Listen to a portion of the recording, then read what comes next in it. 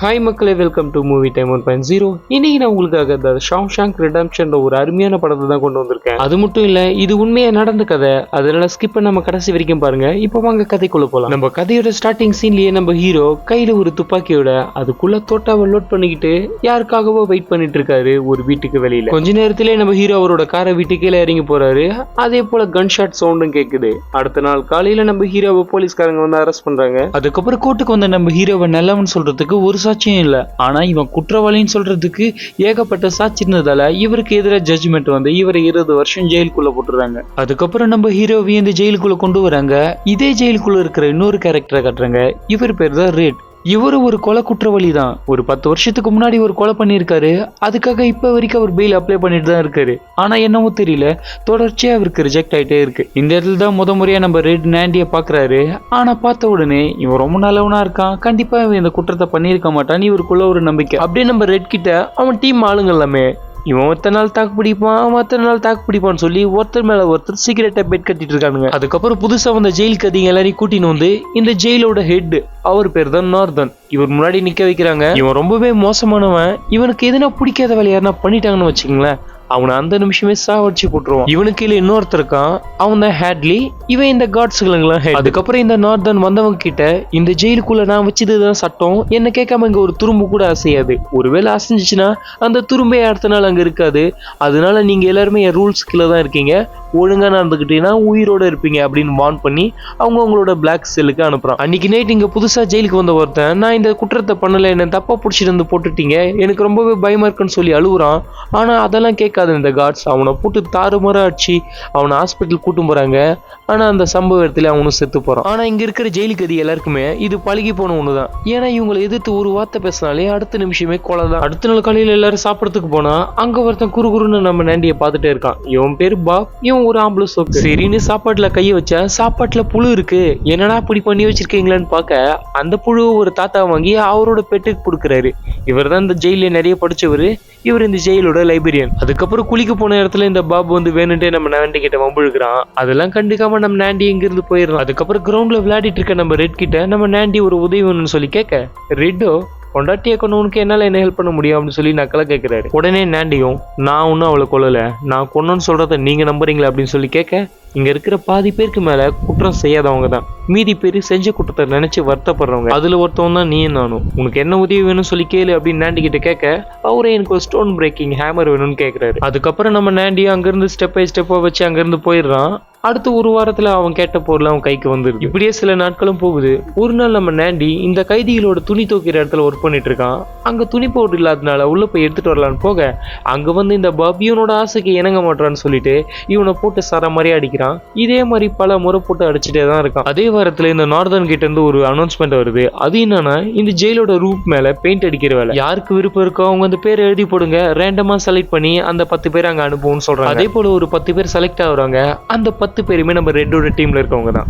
இதுதான் ரெட்டோட பவர். இந்த வேலைக்கு எதுக்கு இவ்வளவு பாடுபட்டு வரணும்னு நீங்க நினைக்கலாம். ஜெயிலுக்குள்ள இருக்கிற இவங்களுக்கு இந்த வெளி உலகத்தை தூரமா இருந்து பாக்குறதுக்கு இருக்கிற ஒரே வழி இந்த ரூப் தான். அதனால இவங்க எல்லாருமே ரூப்புக்கு பெயிண்ட் அடிச்சிட்டு இருக்கப்போ இந்த ஹேட்லி, அதான் இந்த கார்ட்ஸ்களுக்கு எல்லாம் ஹெட் இருக்கான்ல, இவன் நிறைய லஞ்ச பணம் வாங்கியிருப்பான். அதை எப்படி கவர்மெண்ட்டுக்கு இருந்து மறைக்கிறது, எப்படி அதை லீகலா மாத்துறதுன்னு தெரியாம முடிச்சிட்டு இருக்கான். அதை கேட்ட நம்ம நாண்டி அவங்க கிட்ட வாலண்டரியா போய் பேசுறான். மிஸ்டர் ஹேட்லி, நீங்க உங்க பொண்டாட்டியை நம்புறீங்களான்னு சொல்லி கேட்க, இதுல கடுப்பான அவன் நாண்டியை பில்டிங் மேல இருந்து கீழே தள்ளி விடலான்னு பாக்குறான். உடனே நாண்டியும், அவசரப்பட்டு என்ன தள்ளி விட்டுறாதீங்க, நான் ஏன் அப்படி கேட்டேன்னா உங்க மொத்த பணத்தையும் உங்க பொண்டாட்டி பேருக்கு மாத்திடலாம், எந்த டாக்ஸும் கட்ட தேவையில்ல, கவர்மெண்ட்டுக்கு எந்த டவுட்டும் வராதுன்னு சொல்றான். அதுக்கு பதிலா நீங்க எனக்கு ஜில்லுன்னு பியர் மட்டும் வாங்கி கொடுத்தா போதும், வேற எதையும் நான் சார்ஜ் பண்ணல மிஸ்டர் ஹேட்லின்னு சொல்ல, இவனுக்கும் வேற வழி இல்ல. அதனால இந்த கருப்பு பணத்தையும் சொல்ற மாதிரி அக்கௌண்ட்டுக்கு மாத்திடுறான். ஆனா நம்ம நாண்டி குடிக்காம அவனோட ஃப்ரெண்டுங்களை எல்லாம் குடிக்க வச்சு அதுல சந்தோஷப்பட்டு இருக்கான். இதெல்லாம் பார்த்துட்டு இருந்த நம்ம ரெட்டுக்கு நாண்டிய பாராட்ட வார்த்தைகளே இல்ல. ஏன்னா ஜெயிலுக்குள்ளே வந்து அந்த காட்ஸுங்களோட ஹெட் கிட்டே சொல்லி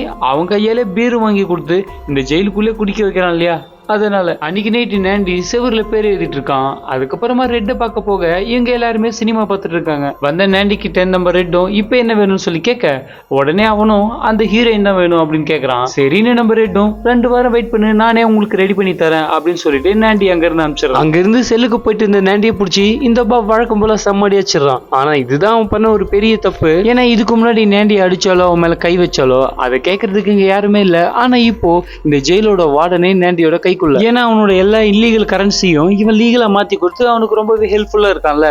இதனால ஏன் ஆள் மேல ஏடா கை வைக்கிறேன்னு சொல்லிட்டு இந்த பாபா போட்டு அடிச்ச அடியில ஹாஸ்பிட்டலுக்கு போனவன் திரும்ப இங்க வரவே இல்லை, அங்கேயே இறந்து போயிடும். அதுக்கப்புறம் தெரியாதனமா கூட நேண்டி கிட்ட பிரச்சனை வச்சுக்க கூடாது மத்த கைதிங்க எல்லாமே பயப்பட ஆரம்பிச்சாங்க. அடுத்து சில நாள் கழிச்சு நம்ம நேண்டி அவனோட ரூமுக்கு போய் பார்த்தா அங்க ஒரு ஷாட் இருக்கு. என்னடா ஓபன் பண்ணி பார்த்தா இவர் கேட்டார்ல ஒரு ஹீரோயின், அவங்களோட போட்டோ பிளஸ் அவங்களோட சிக்னேச்சரோட இவர் ரூமுக்கு வச்சிருக்காங்க. அதுக்கப்புறமா இந்த ரூம் எல்லாம் வந்து செக் பண்றதுக்காக இந்த நார்தனும் ஹேட்லயும் வராங்க.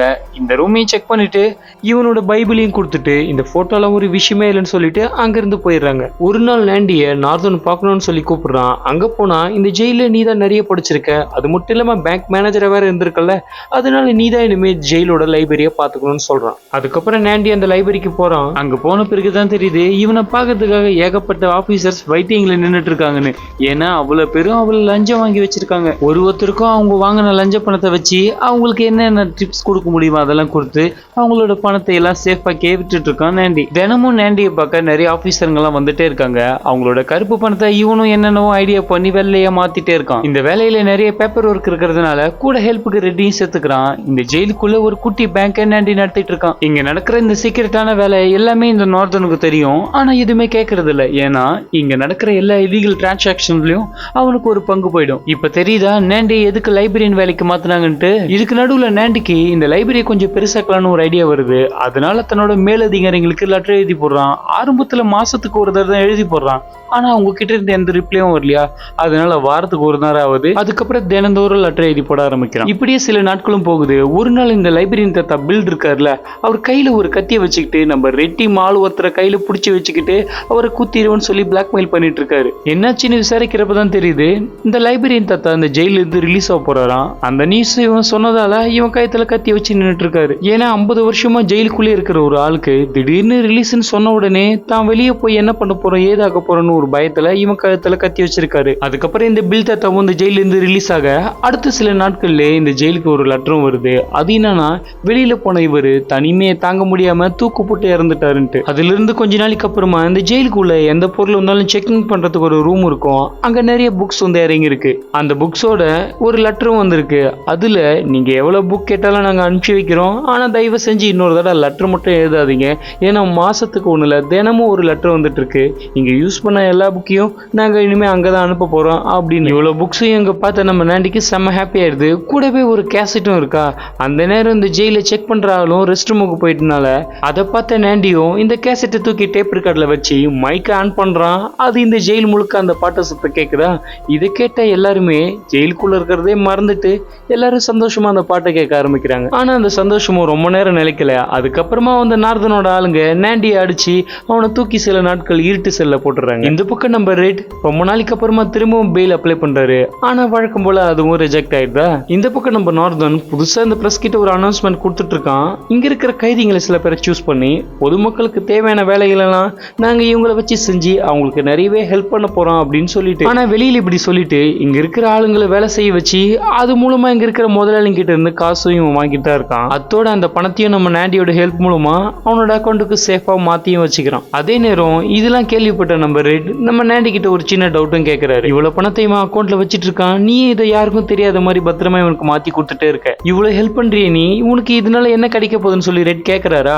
அதுக்கு நேண்டியோ, மிஸ்டர் ரெட் இவருக்கு நான் கிரியேட் பண்ணி கொடுத்துருக்கிறது ஒரு அன்னோன் அக்கௌண்ட். அதாவது இதுல எந்த அட்ரஸும் இருக்காது. இதுல இருக்கிற 3 விஷயம், பேரு, அந்த அக்கௌண்ட் நம்பரு, அதுக்கான பாஸ்வேர்டு மட்டும்தான். அதை தெரிஞ்ச ஒருத்தர் மட்டும்தான் அந்த காசை எடுக்க முடியும்னு சொல்ல, அது மாதிரி ஒருத்தர் இல்லையா அப்படின்னு சொல்லி ரெட் கேட்கிறாரு. உடனே நேண்டியை சிரிச்சுட்டே இருக்க இவருக்கு புரிஞ்சு போயிடுது அந்த ஒருத்தர் இவர் தான். இப்படியே சில நாட்களும் போகுது. ஒரு சில வருஷத்துக்கு அப்புறமா இங்க சில புது கைதிகளும் வராங்க.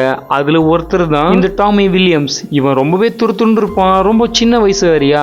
இங்க இருக்கிற ஆளுங்க கூட இவன் ஈஸியா பேசி பழகிறான். அப்படிதான் இவன் போலீஸ் கிட்ட மாட்டின ஸ்டோரியும் சொல்றான். நான் ஒரு நாள் வீட்டுக்குள்ள போய் திருடிட்டு டிவியோட வெளியில வரேனா, அப்ப வெளியில வந்த உடனே செம்ம அழகா ஒரு பொண்ணு இருந்தா. அவளை பார்த்துக்கிட்டு பல்ல காட்டி நின்றுட்டு இருந்தேன். அவகிட்ட பேச்சு போடலான்னு நினைச்சா அடுத்த கொஞ்ச நேரத்துல போலீஸ் வந்து என்ன பிடிச்சிட்டாங்க.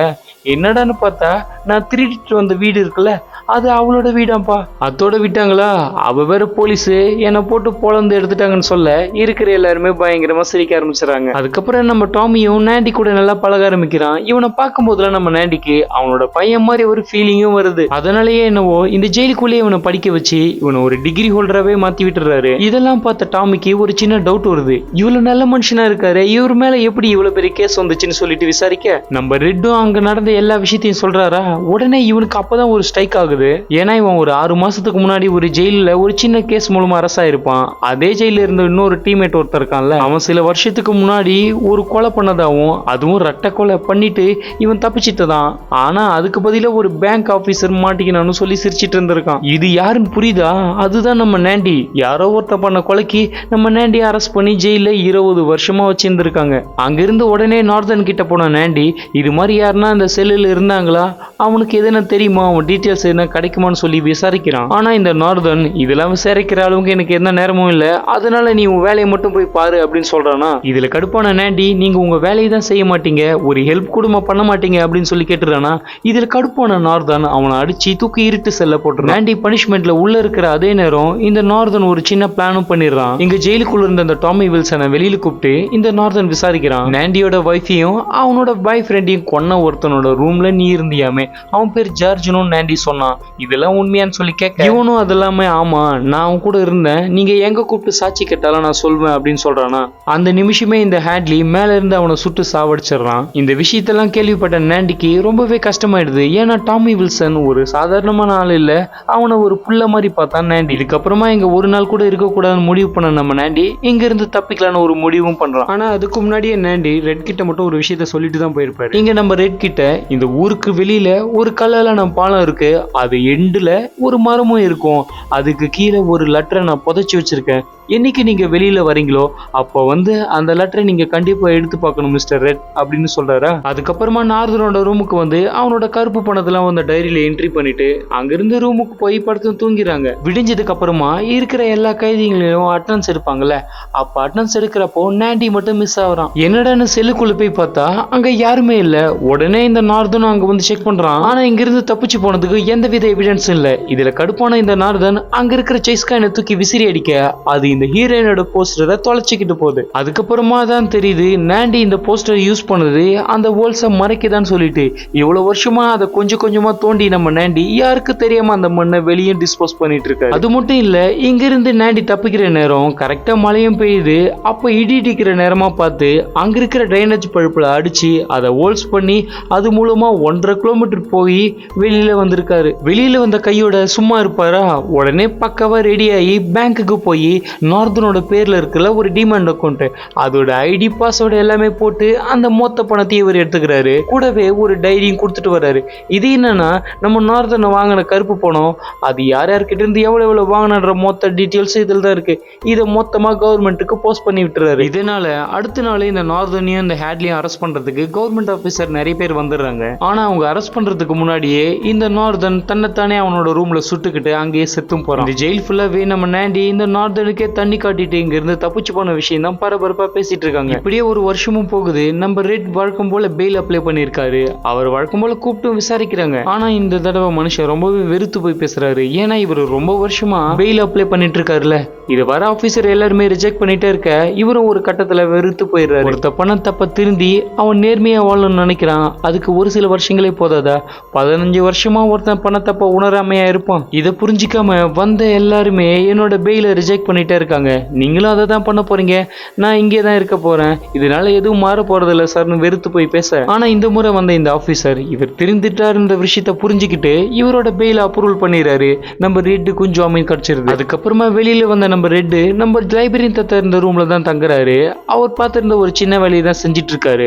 ஆனா இங்க பெயில வந்த கைதிங்க இந்த ஊரை விட்டு போக கூடாது, அதுதான் இங்க இருக்கிற ரூல்ஸ். ஆனா சில நேரத்துல ரூல்ஸை பிரேக் பண்ணாதான் இந்த உலகத்தை நம்ம புரிஞ்சுக்க முடியும். அதனால நம்ம ரெட்டும் நம்ம நாண்டி சொன்ன மாதிரி அந்த ஊருக்கு வெளியில இருக்கிற அந்த பாலத்தை கீழே இருக்கிற ஒரு மரத்துக்கு போய் அங்க தோண்டி பார்க்க, எனக்கு ஜெயில கிடைச்ச ஒரு நல்ல நண்பனா அது நீங்க தான் ரெட், உங்களுக்கு நான் எப்பயுமே ஹெல்ப் பண்ண கடமைப்பட்டிருக்கேன். அதனால வெளியில வந்த உடனே நீங்க என்ன பார்க்கணும்னு நினைச்சீங்கன்னா இந்த அட்ரஸ்ல வந்து பாருங்க, உங்களுக்கு ஹெல்ப் பண்றதுக்கு நான் காத்துட்டு இருக்கேன் அப்படின்னு சொல்லி எழுதிருக்கு. அதுக்கப்புறமா ஒரு சில நாட்கள் இந்த லெட்டர் ஒப்படைச்சதுக்கு அப்புறமாவும் நம்ம ரெட் அங்கதான் வேலை செஞ்சுட்டு இருக்காரு.